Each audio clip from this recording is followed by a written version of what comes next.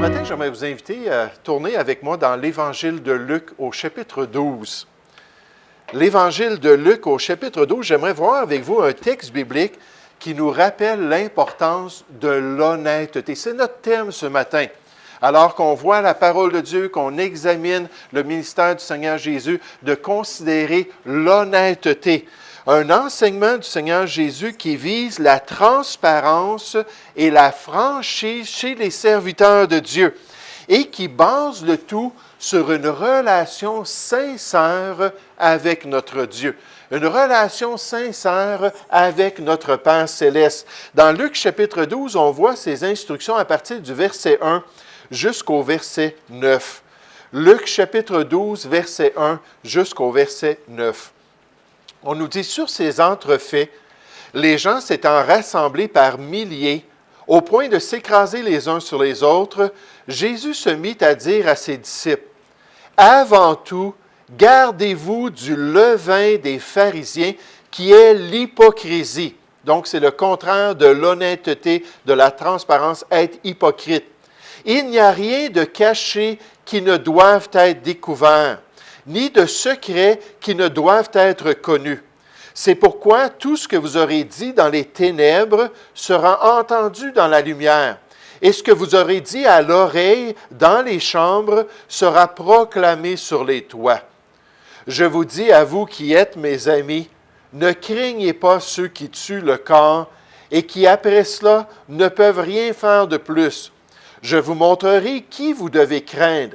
Craignez celui qui, après avoir tué, a le pouvoir de jeter dans la géhenne. Oui, je vous le dis, c'est lui que vous devez craindre.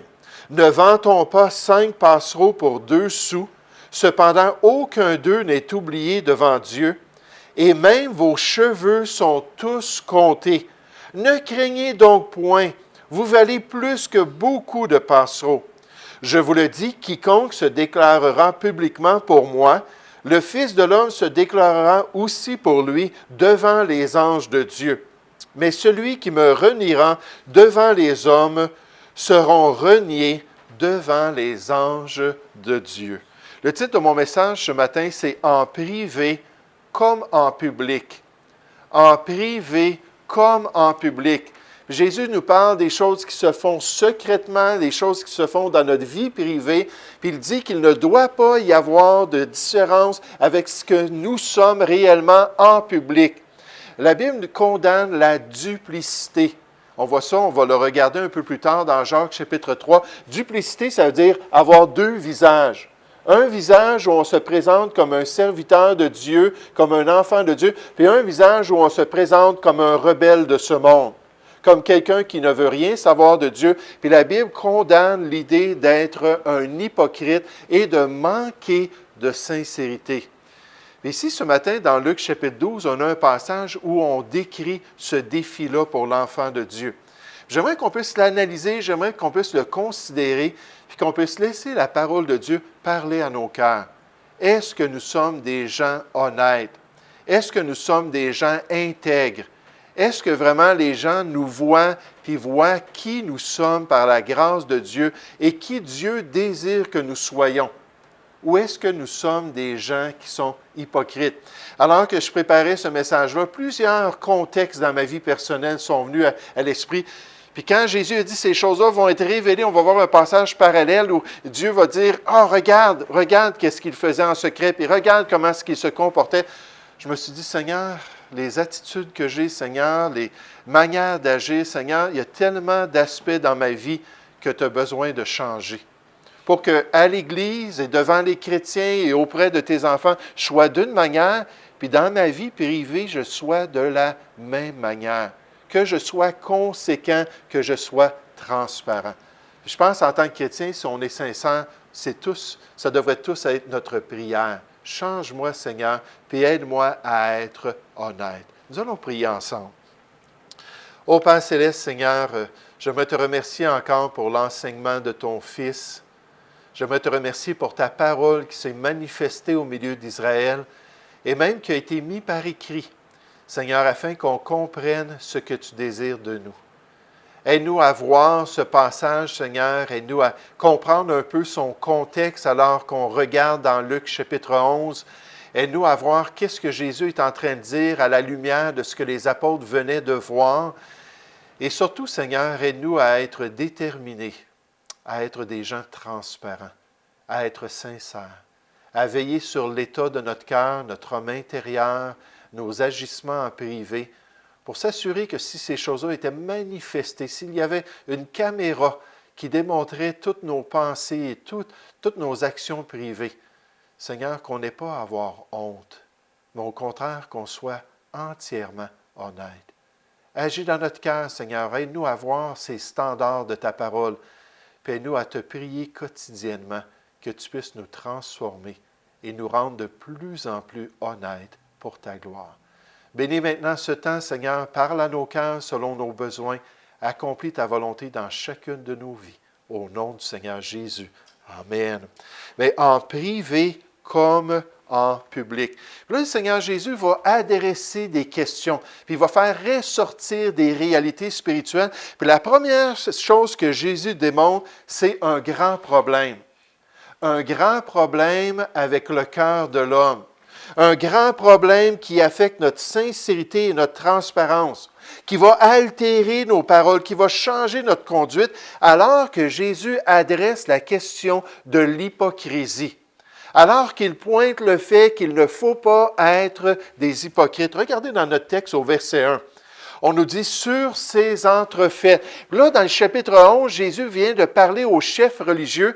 Il vient de décrire le genre de cœur qu'ils avaient, le genre de relation qu'ils avaient avec Dieu. Puis en fait, il les condamne à maintes reprises dans le passage. Puis dans un instant, on va aller voir dans un passage parallèle, qu'est-ce qu'il leur dit clairement. Mais à la lumière de cela, il vient de dire ça devant la foule, devant les disciples. Là, il se tourne dans ce contexte-là d'une confrontation avec l'hypocrisie des gens religieux du monde. Il se tourne vers ses disciples. On nous dit, les gens s'étant rassemblés par milliers, au point de s'écraser les uns les autres. Jésus se mit à dire à ses disciples, donc chrétiens, ouvrons les oreilles, avant tout, gardez-vous du levain des pharisiens, cette puissance-là du monde religieux, cette influence-là qui a un impact dans la vie des gens, puis il dit qui est l'hypocrisie. C'est quoi le problème avec les gens religieux? Bien souvent, ce sont des hypocrites. Ils donnent une apparence extérieure, ils présentent au monde une facette d'eux-mêmes, mais ce n'est pas la réalité intérieure. Leurs motivations sont tordues, leurs justices sont souillées devant Dieu. Là, ils essaient de faire penser aux gens qui sont des serviteurs du Seigneur et dit, gardez-vous de ces choses-là, de l'hypocrisie. Puis il dit, il n'y a rien de caché qui ne doivent être découverts dans l'avenir. Ça va paraître un jour. Ni de secrets qui ne doivent être connus.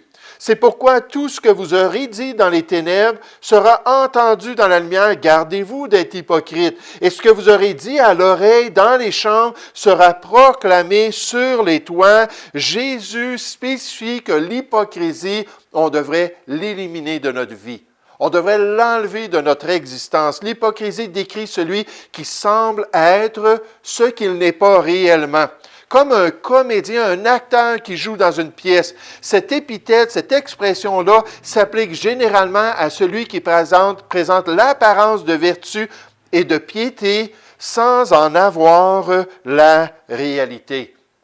Et c'est pour ça que Jésus vient de condamner les chefs religieux, ici dans Luc chapitre 11, dans un passage parallèle, dans Matthieu chapitre 23, à 7 reprises. Il dit exactement les mêmes choses que Luc 11. Mais cette fois-là, il montre pourquoi ils étaient malhonnêtes. Pourquoi ils étaient tellement croches aux yeux de Dieu. Puis il leur dit, malheur à vous, scribes et pharisiens, hypocrites. Scribes et pharisiens qui êtes des grands acteurs, des comédiens sur la scène religieuse en Israël, qui essayez de faire passer aux gens que vous êtes justes, quand Dieu voit votre cœur, voit la réalité de votre vie. Puis en tant que chrétien, il nous dit de nous garder de l'hypocrisie. Il dit avant tout. Donc, ça devrait être une priorité. Ça devrait être quelque chose d'important. Seigneur, aide-moi à m'examiner. Aide-moi à me regarder personnellement. Aide-moi à voir si je suis vraiment intègre, si je suis vraiment un chrétien qui est sincère. Aide-moi à faire ce qui est bien, non seulement quand je suis dans mon privé, quand je suis dans ma voiture, quand je suis toute seule, mais aussi quand je suis dans le public. Aide-moi à toujours faire ce qui est bien. Gardez-vous du levain des pharisiens qui est l'hypocrisie. Dans 1 Pierre, on nous dit au chapitre 2, « Rejetant donc toute méchanceté et toute ruse. » Puis ensuite, on nous dit « rejetant la dissimulation ». Et c'est le mot « hypocrisie » dans l'original. Parce que l'hypocrisie, c'est vraiment de chercher à dissimuler qui on est réellement. Chercher à cacher devant une façade. Vous savez, les théâtres grecs avaient des différentes émotions qu'ils exprimaient par une petite face qui était mise sur un petit poteau, un petit bâton. Puis quand c'était le temps de faire quelqu'un de colérique, là, tout à coup, l'acteur mettait un visage colérique, puis là, parlait, puis disait sa ligne, puis ce qu'il avait enseigné, tout ça. Quand il était joyeux, il sortait un visage, toujours une facette, toujours quelque chose pour cacher la personne et la réalité. Puis la Bible nous dit, rejetez la dissimulation, rejetez l'hypocrisie. Si on est en communion avec Dieu, si on marche selon la sagesse de Dieu qui est déclarée premièrement pure, puis ensuite on nous dit tout ce que la sagesse de Dieu n'est pas, puis on termine en disant exempt de duplicité. Ça, c'est les deux faces. Les deux faces que des fois les chrétiens ont.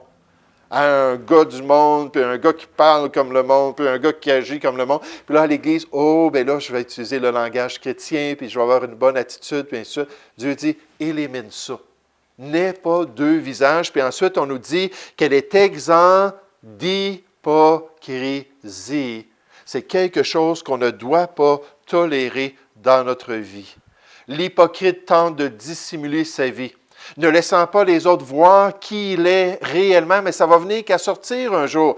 Jésus a averti que c'était impossible de vraiment cacher qui on était. Dieu allait permettre à sa vie secrète un jour de devenir publique.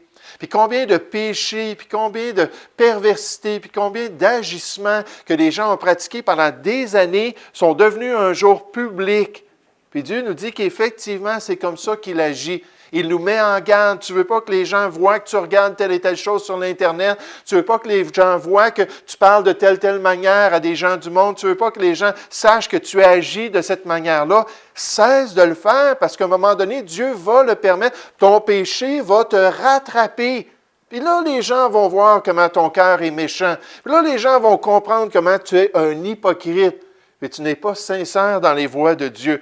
Dieu allait permettre à sa vie secrète de devenir publique. L'hypocrisie est confrontée par le jugement de Dieu. Il ne faut pas suivre la voie hypocrite des pharisiens.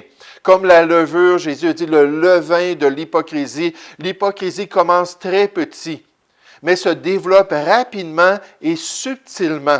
En grandissant, elle infecte toute la personne. L'hypocrisie fait à l'ego ce que la levure fait à la pâte à pain. Elle la fait gonfler. Bientôt, l'orgueil prend le dessus et le caractère de la personne se dégrade rapidement. Jésus dit, il y a un grand problème dans le cœur de l'homme. Un grand problème dans notre expérience personnelle. On peut être tellement hypocrite. On peut être tellement beau, puis donner tellement des apparences, mais ce n'est pas la réalité. Ce n'est pas notre cœur. Puis on veut juste l'acclamation des gens plutôt que d'être sincère devant Dieu. Mais le Seigneur Jésus nous parle de ce problème-là, mais il nous parle surtout de la cause. Ça, c'est intéressant. Des fois, on va traiter les symptômes dans notre vie, mais on ne veut pas regarder la source. On ne veut pas considérer la cause. Puis la cause, c'est une tendance chez l'être humain. Cette tendance-là que Jésus va souligner, c'est qu'en tant qu'être humain, au lieu de craindre Dieu, puis en tant qu'être humain, au lieu de se concentrer sur comment on plaît au Seigneur ou on déplaît à Dieu, on va plutôt craindre l'homme.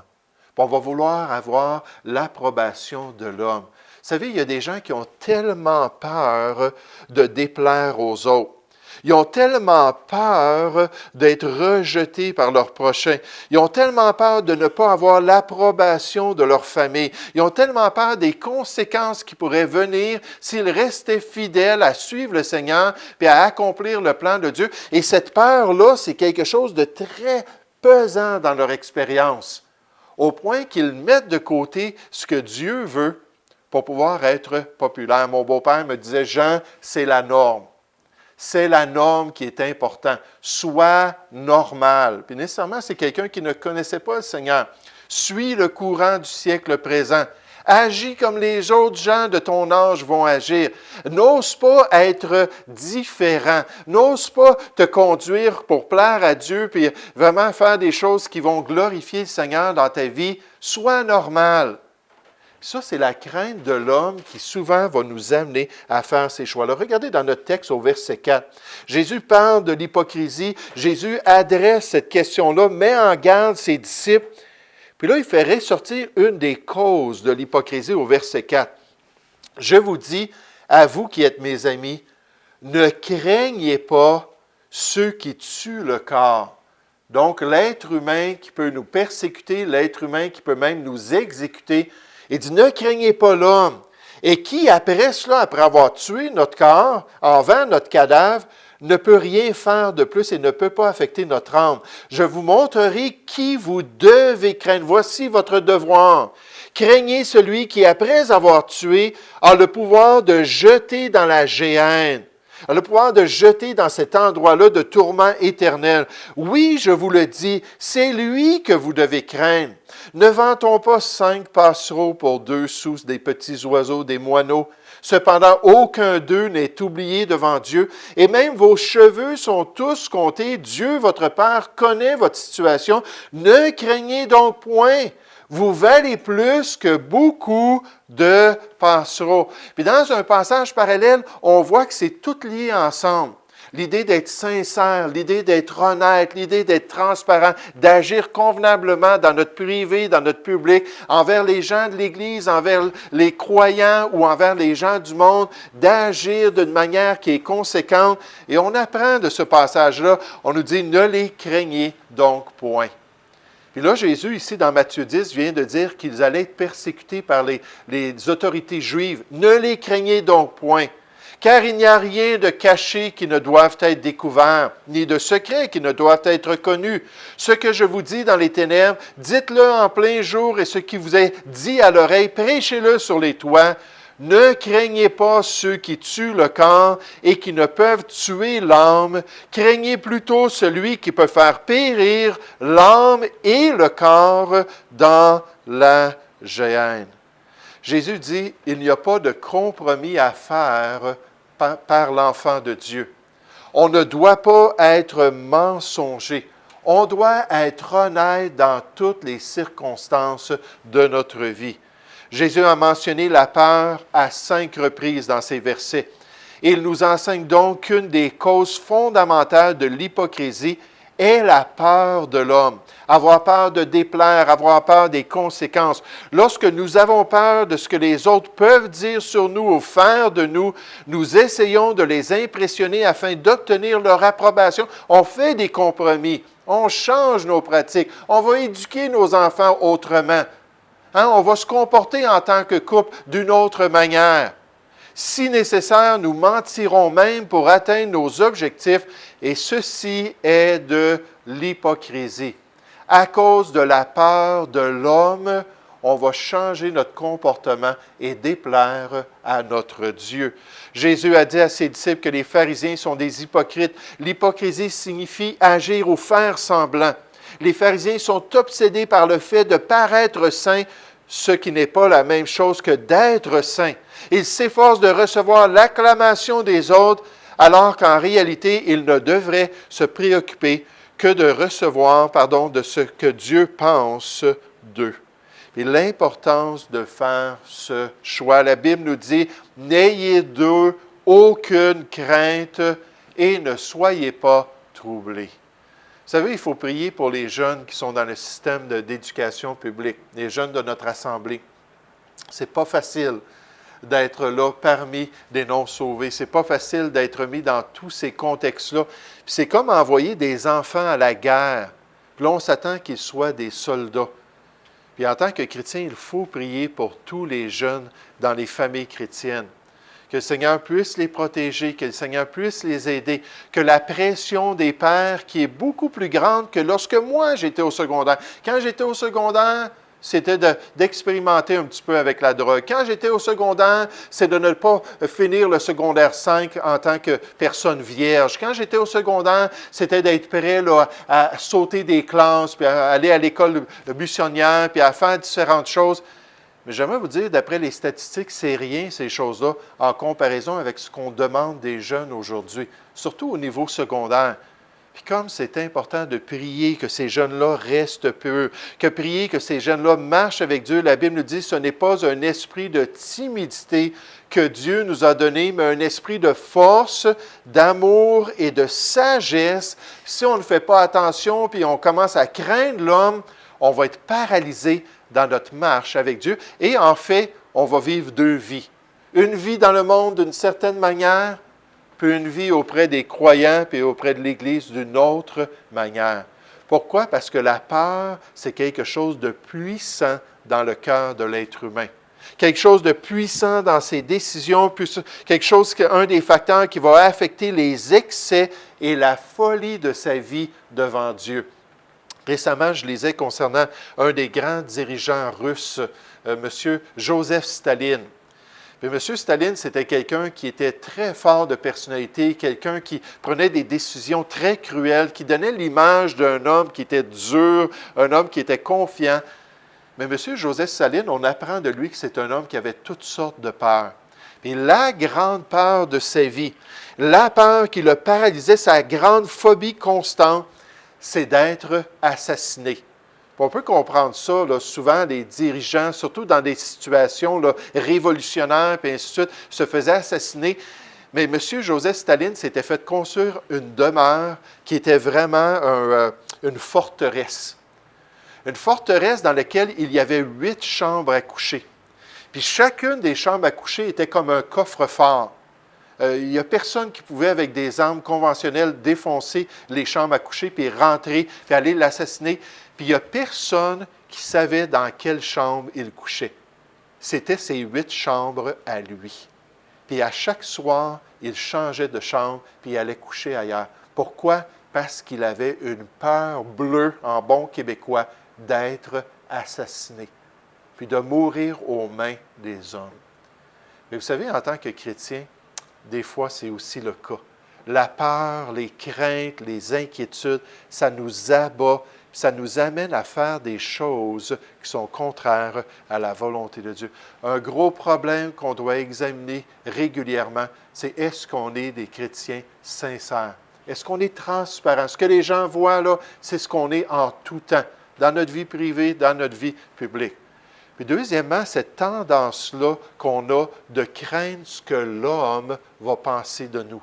« Hey, je ne peux pas me faire couper les cheveux parce que les gens vont rire de moi. » Ou « Je ne peux pas m'habiller un peu plus propre parce que les gens vont trouver que je suis quétaine. » Ou « Je ne peux pas agir de telle et telle manière parce que les gens vont dire « C'est vieux jeu d'agir comme cela. » Quand mon épouse et moi, on se fréquentait, on avait toujours un chaperon avec nous. Hey, vous ne pouvez pas savoir les gens qui riaient de cela.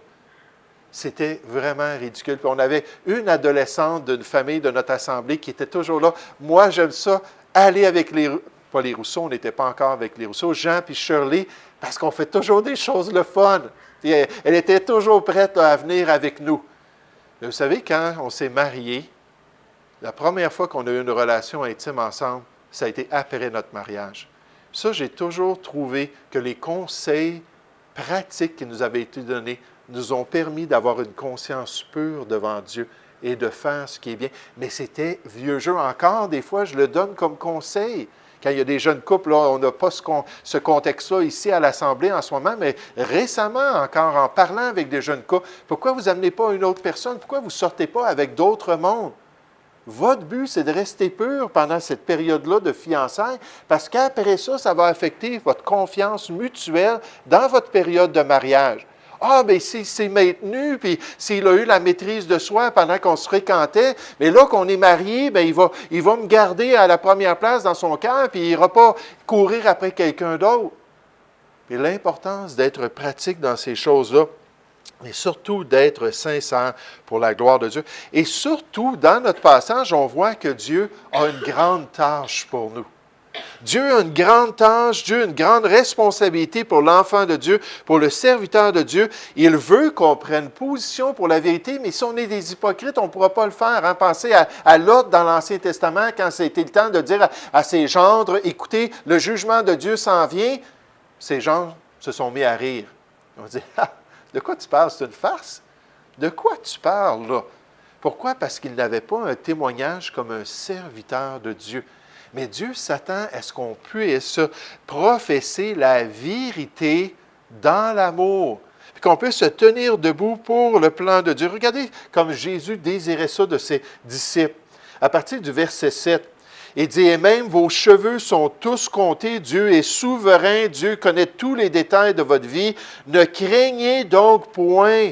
Vous valez beaucoup plus que des passereaux. Si Dieu est capable de prendre soin de la nature, si Dieu est capable de prendre soin des animaux qui n'ont pas d'âme, puis qui vont mourir, puis disparaître dans la poussière, il dit encore plus pour vous. Puis le verset 8, « Je vous le dis, quiconque se déclarera publiquement pour moi, le Fils de l'homme, se déclarera aussi pour lui devant les anges de Dieu, mais celui qui me reniera devant les hommes qu'on craint, les gens de notre société, les gens qui ne croient pas en Dieu, puis qui ont renié le Seigneur, puis ont renié leur foi, alors ils vont être reniés eux aussi devant les anges de Dieu. » Comment est-ce que je peux partager l'Évangile avec des gens qui m'ont accompagné dans mes péchés? Comment est-ce que je peux partager la bonne nouvelle de l'œuvre de Dieu lorsque ces personnes-là, peut-être à l'école ou ces personnes-là, peut-être au travail, m'ont vu agir aussi pire qu'eux? Comment est-ce que je peux accomplir cette tâche-là si je n'ai pas un cœur, puis si je n'ai pas une conscience qui est pure pour pouvoir le faire? Je me suis débarrassé de mes deux visages, je me suis débarrassé de mon hypocrisie. J'ai dit, Seigneur, par ta grâce, je vais être conséquent et je veux accomplir ton plan. Le Seigneur Jésus désire que nous soyons de bons témoins de son œuvre. Il veut qu'on se déclare publiquement pour son salut. Il ne veut pas qu'on ait honte de ce qu'il a accompli à grand prix sur la croix du Calvaire. N'aie donc point honte du témoignage à rendre à notre Seigneur, ni de moi son prisonnier, mais souffre avec moi pour l'Évangile par la puissance de Dieu. Dieu veut qu'on soit brave. Dieu veut qu'on saisisse cet esprit-là de force et de grâce. Dieu veut qu'on ait du courage et qu'on puisse marcher droitement dans une société qui est tout croche. Comme ces flambeaux-là, n'est-ce pas, de Philippiens chapitre 2, dans une société remplie de ténèbres et de méchanceté. Puis par la grâce de Dieu, c'est possible de le faire. C'est possible de se tenir debout pour la vérité de Dieu et accomplir le plan de Dieu. Je pensais à ça, la bravoure. La bravoure pour les vérités de Dieu, la bravoure pour le royaume de Dieu, pour les valeurs éternelles. Puis quand je pensais à ça, il me venait toutes sortes d'actes de bravoure dans l'histoire de l'homme. Puis des bravoures des fois à la guerre, des bravoures des fois dans des situations incroyables. C'est juste une idée qui me revient à l'esprit. Cet homme-là, vous vous rappelez, il y avait un avion qui s'était écrasé, un Boeing qui s'était écrasé dans une rivière près de chez lui. Puis il avait plongé l'hiver, il avait plongé dans la glace pour aller chercher les personnes qui étaient dans l'eau, puis il les avait ramenées jusqu'à la rive. Puis je pense qu'il l'avait fait pour une douzaine de personnes, jusqu'à temps qu'on s'aperçoive qu'il ne revenait plus. À cause de l'hypothermie, finalement, il est décédé en essayant de sauver les gens. Mais toutes sortes d'actes de bravoure dans l'histoire. On se souvient de cette situation en 1989, ce soulèvement à Beijing, en Chine, dans le carré qu'on appelle le carré de Tiananmen. Puis les gens qui se sont levés contre l'armée chinoise pour dire « c'est assez ». On veut la liberté. On veut avoir la capacité de s'exprimer, la capacité d'avoir accès au restant du monde. On ne veut plus être sous le communisme et toute l'oppression d'une dictature. Puis même cet homme-là qui a fait arrêter, je pense qu'il y avait 8 chars d'assaut, puis s'est placé devant le char d'assaut, puis a bloqué le chemin. Wow, ça prenait de la bravoure, n'est-ce pas? Mais pourquoi? Pour des valeurs humaines importantes, mais des valeurs humaines. Là, nous, en tant que chrétiens, Dieu nous dit, écoute, tu as peut-être un problème dans ta vie. Peut-être que tu as tendance à être hypocrite, à avoir ces deux visages-là qui sont condamnés dans les Écritures. Puis peut-être c'est parce que, comme le restant des hommes, tu as une crainte de l'homme. Hein, tu veux plaire. C'est un sentiment normal de vouloir avoir l'approbation puis la louange des hommes. Mais tu le veux tellement que tu fais des compromis puis tu te détournes de la gloire de Dieu pour recevoir la gloire des hommes. Quand, dans le fond, ça t'empêche d'être un fidèle serviteur du Seigneur. Dieu a une grande tâche pour toi. Il veut que tu sois une lumière pour sa gloire, un flambeau dans les ténèbres qui nous entourent. Et Dieu gère toutes choses. Même les cheveux de ta tête sont tous comptés par l'ordinateur de Dieu. Le Seigneur, il connaît toutes choses, ce n'est pas un problème. Puis il te dit, oui, je vais être avec toi tous les jours jusqu'à la fin du monde. Pour qu'ici-bas, sur cette terre, ce qui se passe en privé, ce soit la même chose que ce que les gens voient. Que tu aies une transparence, puis que tu aies une honnêteté qui me glorifie en toutes choses. Comme ça, dans mon jugement de ta vie, je ne serai pas obligé d'envoyer une situation. Je ne serai pas obligé de révéler aux yeux de tous qui tu es réellement. Mais dans la réalité de ta vie, tu auras choisi de marcher dans l'intégrité et d'accomplir le plan de Dieu. Nous allons prier ensemble. Ô Père Céleste, merci Seigneur pour encore une fois cette instruction de la parole de Dieu. Merci pour le Seigneur Jésus qui était parfaitement honnête et parfaitement transparent. Lorsqu'il était avec ses disciples, lorsqu'il était devant la foule, lorsqu'il était dans ta présence en privé, Seigneur, il ne changeait pas. Oui, des fois, il y a des nuances à tout cela, puis on ne donnera pas nos pourceaux aux perles aux pourceaux plutôt. Mais à travers tout ça, le Seigneur Jésus était parfaitement un dans son cœur et parfaitement intègre dans tout ce qu'il faisait. Et maintenant, c'est son esprit qui habite en nous, l'esprit de Christ. Ô Père Céleste, encourage-nous à vraiment poursuivre l'honnêteté et poursuivre la sincérité et prendre à cœur, Seigneur, de toujours être intègre pour pouvoir te glorifier pendant toute notre vie. Guide-nous et aide-nous, nous te prions au nom du Seigneur Jésus. Amen.